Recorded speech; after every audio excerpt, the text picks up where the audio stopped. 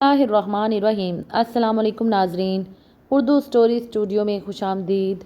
شادی کے بعد میرا شوہر بیرون ملک چلا گیا اور بولا میری ماں کا خیال رکھنا، لیکن شوہر کے جاتے ہی میں اپنی ماں اور بھائی کو اپنے گھر لے آئی اور شوہر جتنے پیسے بھیجتا وہ میں اپنے بھائی اور اماں پر خرچ کر دیتی اور ساس کو کبھی کچھ نہ لے کر دیا، اور روزے کی حالت میں گھر کے سارے کام بھی ساس سے کرواتی۔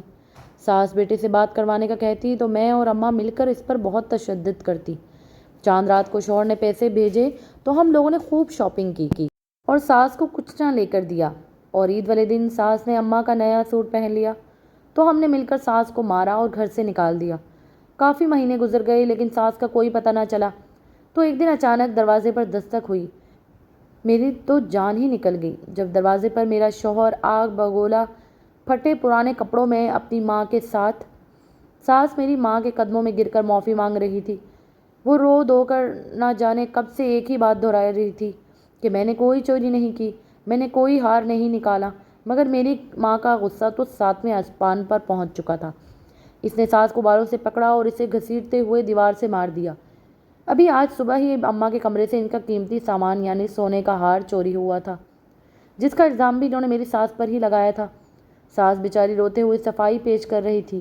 آخر کو یہ سارا زیور میری ماں ساس کا ہی تھا، جسے میری ماں نے اپنے قابو میں کر لیا تھا۔ اماں کو جب تسلی نہ ہوئی تو انہوں نے ساس کو لاتوں اور گھوسوں سے مارنا شروع کر دیا۔ وہ بیچاری سسکتی ہوئی ادمری ہو گئی۔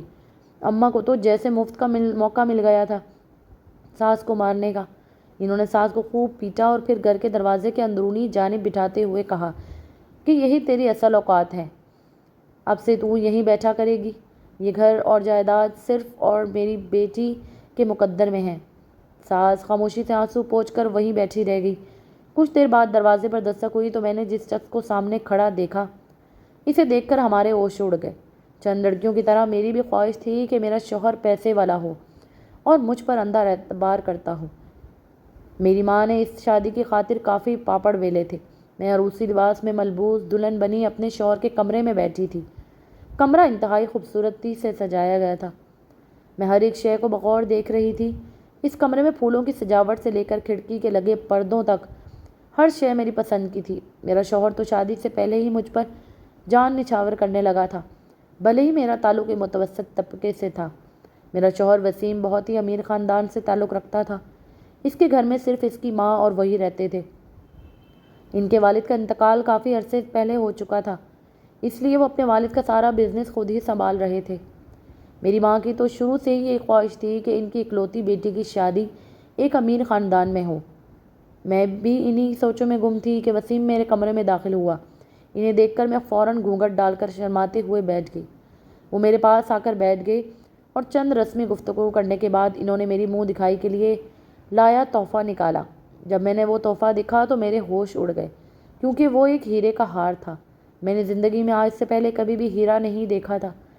میری آنکھیں چندیا کر رہ گئیں۔ اس پل مجھے وسیم پر بے حد پیار آیا تھا۔ میرا تو مقصد ہی یہی تھا، جتنی میں خوبصورت تھی اپنی خوبصورتی کے جادو چلا کر اپنے شوہر کو اپنی مٹھی میں کرنا چاہتی تھی، تاکہ میرے علاوہ کچھ نظر ہی نہ آئے۔ شادی کے چند روز میں ہی وسیم میری مٹھی میں آ چکا تھا۔ وہ تو میرے حسن کا دیوانہ ہو چکا تھا۔ اس کی ماں کی آوازیں دیتی رہتی، مگر وہ میری بات سنے بغیر اپنی ماں کو بھی نہیں سنتا تھا۔ میری ایک ہی ساس تھی جو بہت معصوم اور کم گو خاتون تھی۔ شوہر شادی کے 2 ہفتے تک ہمارے ساتھ رہا اور پھر ایک کام کے سلسلے میں اسے دوسرے ملک جانا پڑ گیا۔ مجھے وسیم سے کوئی خاص محبت تو نہ تھی، در حقیقت مجھے ساری محبت ان کی دولت سے تھی، تاکہ میں اپنی ماں کا ایک خواب پورا کر سکوں۔ چند دنوں کے اندر اندر شوہر بیرون ملک چلا گیا اور جانے سے پہلے مجھے یہ کہہ کر گیا کہ میری اماں کا بہت خیال رکھنا، وہ میرے بغیر بہت روتی ہیں۔ شوہر کی بات سن کر فوراً میں نے ان کی حامی بھر لی۔ مجھے تو شاید انتظار ہی کب سے ان پلوں کا تھا، جب شوہر دوسرے ملک جائے اور میں یہاں اس کی دولت پر عیش کر سکوں۔ وسیم کے جانے کے بعد میں تو جیسے آزاد ہی ہو چکی تھی۔ ساس سے جو تھوڑی بہت تمیز سے بات کرتی تھی وہ بھی کرنا بند کر دی اور سارے کاموں کی ذمہ داری اس پر ڈال دی۔ کچھ دنوں بعد میری ماں اور میرے بھائی گھر پر مجھ سے ملنے کے لیے آئے، مگر میں نے پھر انہیں واپس جانے ہی نہ دیا۔ میں سارا دن ساس سے کام کرواتی رہتی۔ ان کی اب کافی عمر ہو چکی تھی، مگر اس کے باوجود وہ سارے کام صاف ستھرے اور وقت پر کیا کرتی تھی۔ مہینہ پورا ہوا تو وسیم نے تنخواہ بھیجی، جس میں سے ایک حصہ ان کی ماں کا بھی تھا، مگر میں نے وہ پیسے ساس کو دینے کے بجائے اپنی ماں کے ہاتھ پر رکھ دیے۔ ساس ہمارا منہ تکتی ہی رہ گئی۔ شوہر جب بھی فون کرتا تو کئی گھنٹے مجھ سے باتیں کرتا رہتا، مگر جب اماں سے بات کرنے کا وقت آتا ہو تو میں جان بوجھ کر انٹرنیٹ بند کر دیا کرتی تھی۔ پچھلے 2 ہفتوں سے میری ماں اور بھائی یہی میرے پاس ہی رہ رہے تھے۔ اس شام جب ساس کو سب کے لیے چائے بنانے کا کہا تو کہنے لگی، بہو تمہاری امی کب تک یہاں رہیں گی؟ واپس گھر کب جانا ہے انہوں نے؟ ساس کے منہ سے یہ الفاظ سنے تو میں آگ بگولا ہو گئی۔ فوراً غصے سے کہنے لگی کہ یہ میرا گھر ہے، جی جتنے دن بھی یہاں رہیں۔ تم کون ہوتی ہو مجھ سے پوچھنے والی؟ پہلی بار میں نے ساس سے بدتمیزی کی تھی۔ وہ شدت سی مجھے دیکھتی رہ گئی۔ وہ شاک سی کھڑی تھی اور میں ان پر حکم صادر کرتی وہاں سے اماں کے پاس آ گئی۔ ہم دونوں ماں بیٹی کے ہاتھوں میں تو خزانہ لگ چکا تھا۔ سارا دن ہمارا شوہر کے پیسے اڑانے میں گزر جایا کرتا۔ میں روز نئی قسم کے کھانے باہر سے منگوا کر کھاتی، مگر ساس کو آج تک کچھ بھی نہیں دیا تھا۔ وہ اپنے لیے خود کھانا بنا کر کھایا کرتی تھی۔ ساس لڑکھڑاتے ہوئے اپنے بستر سے اٹھ کر دروازے تک آئی تھی۔ میں باہر لانچ میں بیٹھی ٹانگ پر ٹانگ چڑھائے یہ سارا منظر پرسکون ہو کر دیکھ رہی تھی۔ میرے ہاتھ میں چپس کا پیکٹ تھا جو میں ایک آدھا سے خود بھی کھاتی اور ساتھ بیٹھی اماں کو بھی کھلا رہی تھی۔ ساس کا یہ ڈرامہ دیکھ کر میں کافی خوش ہو رہی تھی۔ ابھی کل شام ہی میری ساس کا گیلے فرش سے پاؤں پھسل گیا تھا۔ وجود بھاری ہونے کی وجہ سے وہ دھڑام سے فرش پر گری اور فلک شگاف چیخیں مارتے ہوئے مجھے اور اماں کو مدد کے لیے پکارنے لگی۔ میں اس پل ان کی مدد کے لیے ضرور چلی جاتی اگر میرا پسندیدہ ڈرامہ ٹی وی پر نہ چل رہا ہوتا۔ اماں بھی میرے ساتھ ہی بیٹھی تھی۔ کتنی ہی دیر ساس کے چلانے کی آوازیں آتی رہیں۔ وہ چیخ کر درد سے رو رہی تھی، مگر ہمارے کانوں تک جوں نہ رینگی۔ بیچاری چلا کر خود ہی دیواروں کا سہارا لے کر اپنے کمرے تک جا پہنچی۔ جب سیریل ختم ہوا تو میں اٹھ کر باہر آئی۔ ساس اپنے بستر پر لیٹی کرا رہی تھی۔ میں بالکل انجان بنی اس کے پاس گئی اور پوچھنے لگی کہ ساسو ماں کیا ہو گیا، کیوں رو رہی ہیں؟ میرے سوال پر ساس درد سے بھری آواز میں بولی کہ بہو میں گر گئی تھی، میرے گھٹنے میں شدید درد اٹھ رہا ہے، کسی ڈاکٹر یا ہیلتھ ورکر کو بلا دو، کہیں میری ہڈی تو نہیں ٹوٹ گئی؟ ساس کی بات سن کر میرے ماتھے پر بل پڑے اور میں نے ان کی جانب دیکھ کر بولی کہ ذرا سی پھسلن سے کسی کا گھٹنا نہیں ٹوٹتا، تھوڑی دیر آرام کرو ٹھیک ہو جاؤ گی۔ ساس بیچاری درد سے کراہتی رہ گئی۔ اسے یوں کراہتا دیکھ کر مجھے ہنسی آ رہی تھی اور اب وہ مجھ سے پانی مانگ رہی تھی، مگر میں تو انسنی کرتے ہوئے چپس کھانے میں مصروف تھی۔ آخر جب پیاس حد سے بڑھ گئی تو وہ خود ہی اٹھ کر جانے لگی۔ کمرے کا دروازہ کھلا تو اس لیے وہ باہر آتی دکھائی دے رہی تھی۔ میں اور اماں اسے یوں چلتا دیکھ کر اندر ہی اندر ہنس رہی تھی۔ ان کے گھٹنے میں شاید شدید درد تھا۔ وہ ایک ہاتھ سے اپنے گھٹنے کو تھامے دوسرے ہاتھ سے دیواروں کا سہارا لیتے ہوئے باہر آ رہی تھی۔ ہر قدم کے ساتھ ان کے حلق سے چیخ بھی نکل رہی تھی اور وہ باہر آتے ہوئے ایک ہی بات کر رہی تھی کہ بہو میرا حلق خشک ہو رہا ہے اور مجھے 2 گھونٹ پانی پلا دو۔ میں ان پر ایک نظر ڈالتے ہوئے اٹھی اور کچن سے پانی کا گلاس بھر کر باہر لے آئی۔ کانچ کے گلاس میں پانی لا کر جب میں نے ساسو ماں کو دینا چاہا تو ایک شرارت سوجھی۔ میں نے ان کی جانب گلاس بڑھایا تو جان بوجھ کر گلاس کو ان کے ہاتھ میں جانے سے پہلے ہی چھوڑ دیا۔ گلاس فرش پر گر کر کرچی ہو چکا تھا۔ ساس جوں کہ جوتوں کے بغیر تھی، اس لیے جو ہی اس نے دوسرا پیر زمین پر رکھا تو وہ کانچ کے ٹکڑے اس کے پیروں میں پیوست ہو گئے۔ ایک نئی طرز کی درد کی لہروں کو وجود میں محسوس کر کے ساس بلبلا اٹھی۔ میں سب کچھ جان بوجھ کر کرنے کے باوجود فوراً چہرے پر حیرانگی اور شرمندگی لائی تھی اور میں بولی مجھے معاف کر دیجیے گا، نہ جانے کیسے یہ گلاس میرے ہاتھ سے ٹوٹ گیا۔ وہ بیچاری گھٹنے کے درد میں مبتلا تو تھی ہی، مگر اب تو کانچ لگنے سے اس کا پیر بھی زخمی ہو چکا تھا۔ میں نے اپنی ساس کا کوئی علاج نہ کروایا۔ وہ بیچاری کئی دن تک بستر پر تڑپتی رہی۔ جب سے شوہر دوسرے ملک گیا تھا مجھے تو شاید مزید شے مل گئی تھی۔ میں جو مرضی کروں کون سا شوہر کو پتہ چلنا تھا۔ بس اسی وجہ سے میرا ساس کے ساتھ رویہ دن بدن بگڑتا چلا جا رہا تھا۔ اس کا پاؤں زخمی تھا، وہ درد سے کرا رہی تھی، مگر میں نے اس کے زخموں پر عام سی رکھی گئی مرہم لگاتے ہوئے چپ کرنے کا کہا۔ میری ماں ساس کے سامنے اس کے نئے کپڑے پہن کر گھوما کرتی تھی۔ ساس اگر غصے سے کچھ کہہ دیتی تو ہم دونوں ماں بیٹی اسے مل کر تشدد کا نشانہ بنا ڈالتی۔ اس کی حیثیت اس گھر میں صرف ایک نوکرانی کی رہ گئی تھی۔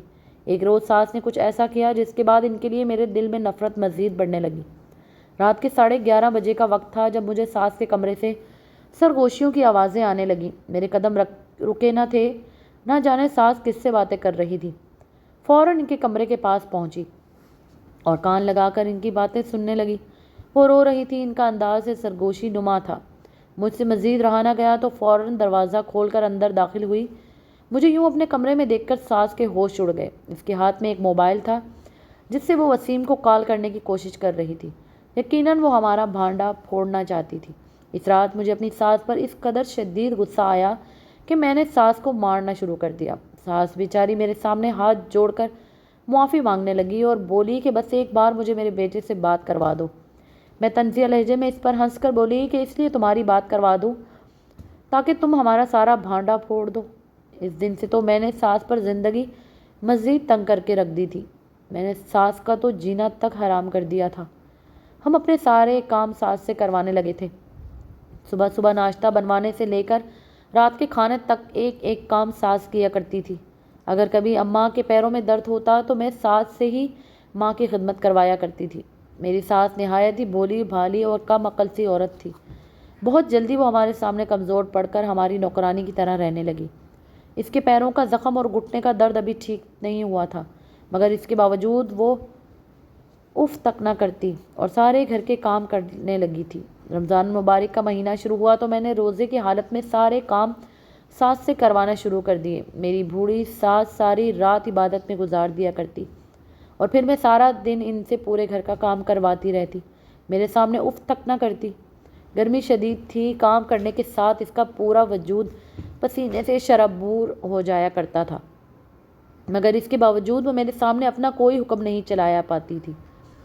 جب بھی میرے شوہر کا فون آتا تو وہ کہتی کہ مجھے بھی بات کروائی جائے، مگر میں ہر بار اسے بالوں سے پکڑ کر مارنا شروع کر دیتی تھی۔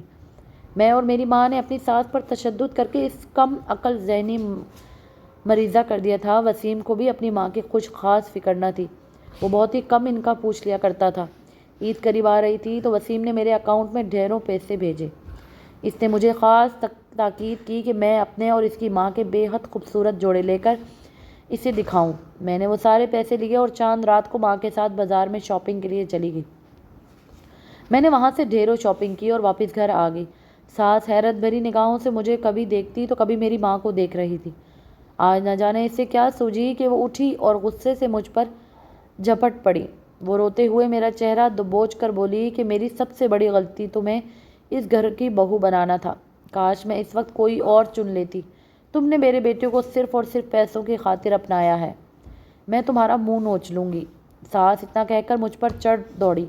نہ جانے اتنی ہمت ایک دم سے اس میں کہاں آ گئی۔ میں نے فوراً اسے خود سے دور جھٹکا اور روکے بعد دیگرے کئی تھپڑ اپنی ساس کے چہرے پر مار دے۔ مجھ سے تھپڑ کھا کر ساس روتی رہی، مگر میرے منہ میں جو آیا میں اسے سناتی چلی گئی۔ ساس نے سارے کپڑوں کو کینچی سے جگہ جگہ سے کاٹ دیا۔ وہ بیچاری جو بھی سوٹ پہنتی وہی پھٹا ہوا ہوتا تھا۔ آج چاند رات تھی، میرے شوہر نے ساس کے لیے لایا ہوا سوٹ دکھایا اور پھر وہی سوٹ ساس کی بجائے اپنی ماں ہی کو پیش کر دیا۔ بیچاری ساس اندر ہی اندر کڑتی ہوئی رہ گئی۔ عید کا دن تھا، میں کئی اقسام کے کھانے بنا کر میز پر سجا رہی تھی کہ تبھی میری ساس لڑکھڑاتے ہوئے میرے پاس آئی۔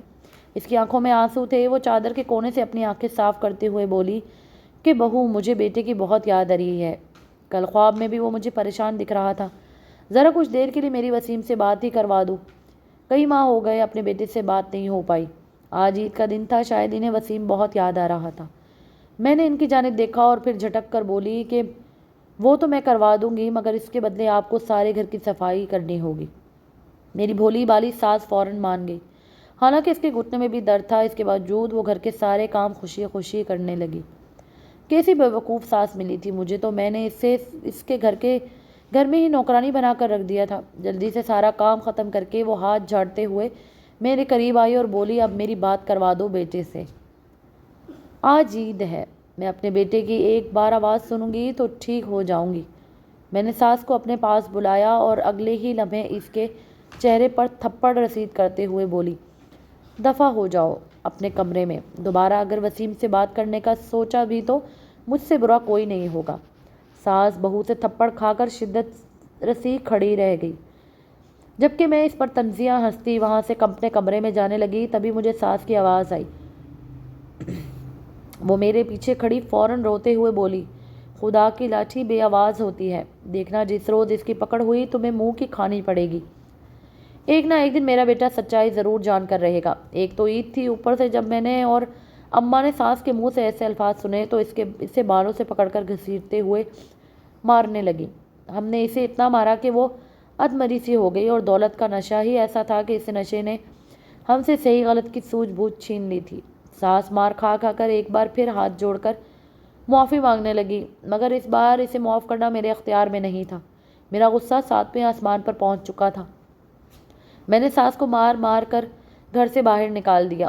وہ ہوس باختہ سی کتنی ہی دیر گھر کا گیٹ بجاتی رہی اور رو رو کر اندر آنے کی بھیک مانگتی رہی، مگر مجھے اور اماں کو کوئی فرق نہ پڑا۔ اچھا خاصا شور برپا کرنے کے باوجود جب میں نے دروازہ کھولا تو ساس وہاں سے ہٹ چکی تھی۔ وہ کہاں گئی تھی، کون تھا اس کا اس بھری دنیا میں کچھ نہیں جانتی تھی۔ وسیم کے آنے میں بھی ابھی 1 ڈیڑھ ماہ باقی تھے۔ تب تک میں کوئی نہ کوئی بہانہ سوچ کر وسیم کو بتا سکتی تھی کہ آخر اس کی ماں ہم سب کو چھوڑ کر کہاں چلی گئی۔ اب تو پورے گھر پر ہم تینوں کا راج تھا۔ کئی ہفتوں تک ہم تینوں خوب عیش کیا۔ زندگی تو جیسے صرف آسائشیں پوری کرنے کے لیے رہ چکی تھی۔ میں تو ساس کا نام و نشان بھول چکی تھی۔ ایک شام دروازے پر دستک ہوئی تو میں دروازہ کھولنے کے لیے گیٹ تک آئی۔ نہ جانے کون تھا، میں نے پوچھا، مگر جواب نہ پا کر میں نے دروازہ کھول دیا۔ جو ہی دروازہ کھولا تو سامنے کا منظر دیکھ کر میرے تو ہوش ہی اڑ گئے تھے۔ سامنے میرا شوہر وسیم چہرے پر سنجیدگی سجائے کھڑا تھا۔ اسے اپنے سامنے دیکھ کر میں شدت سے رہ گئی تھی، مگر وسیم کے پیچھے سے میری ساس نکل سامنے ہوئی۔ اسے یوں وسیم کے ساتھ دیکھ کر میری چیخیں نکل گئی۔ میں بوکھلا کر کئی قدم پیچھے ہٹی تھی۔ پھٹے ہوئے میلے کپڑے اور اس پر جگہ جگہ سے پھٹی چادر، ساس مجھے ہی دیکھ رہی تھی۔ وسیم کی آنکھوں میں خون اتر چکا تھا۔ وہ اسی پل گھر کے اندر داخل ہوا اور مجھے بھالوں سے دبوچ کر میرے چہرے پر تھپڑوں کی برسات کرنے لگا۔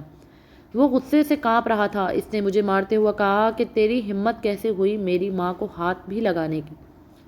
اس لیے تیرے پاس چھوڑ کر گیا تھا کہ تو میری ہی دولت پر عیش کرتی پھرے اور میری ماں کو انہی کے گھر سے باہر نکال دے۔ تیری جرت ہوئی بھی تو کیسے تو میری ماں سے اس گھر کے کام کرواتی رہی؟ اتنا کہہ کر وسیم نے میرے چہرے پر کئی تھپڑ برسا دیے۔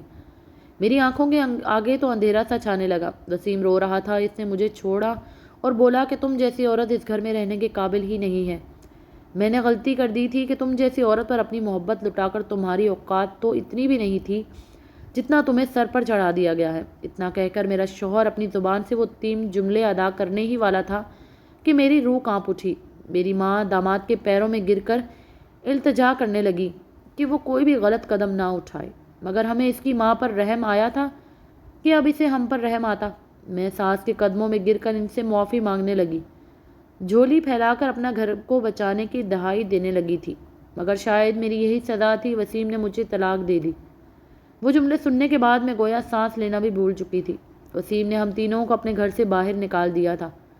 ساس تو سڑکوں پر بھیک مانگا کرتی تھی، مگر پھر جب اسے خیال آیا تو وہ ایک ایئرپورٹ سے باہر موجود سڑک پر بیٹھنے لگی تھی تاکہ جب بھی اس کا بیٹا وہاں سے گزرے تو وہ اس سے مل سکے۔ کئی ہفتے انتظار کرنے کے بعد آخر ایک روز ماں بیٹے سے مل ہی گئی، مگر جس حالت میں ملی تھی وہ دیکھ کر وسیم کا خون کھول اٹھا تھا۔ چند پل کے عیش کے لیے میں نے اپنی پرسکون زندگی کو خراب کر دیا تھا۔ میری ماں اب دوبارہ اس ٹوٹے پھوٹے مکان میں آ کر روتی ہے، پچھتاتی ہے، مگر خیر ہم وہی کاٹ رہے تھے جو ہم نے بو رکھا تھا۔ میری دوبارہ کہیں شادی نہ ہوئی۔ جتنی ظالم میں اس معاشرے میں ہو چکی تھی، اس کے بعد کوئی بھی خاندان مجھے اپنی بہو بنانے کا سوچ بھی نہیں سکتے تھے۔ میں اب پچھتاتی تھی، اپنی غلطیوں کی معافی خدا سے مانگتی ہوں، مگر شاید میری ساس مجھے کبھی معاف نہیں کرے گی۔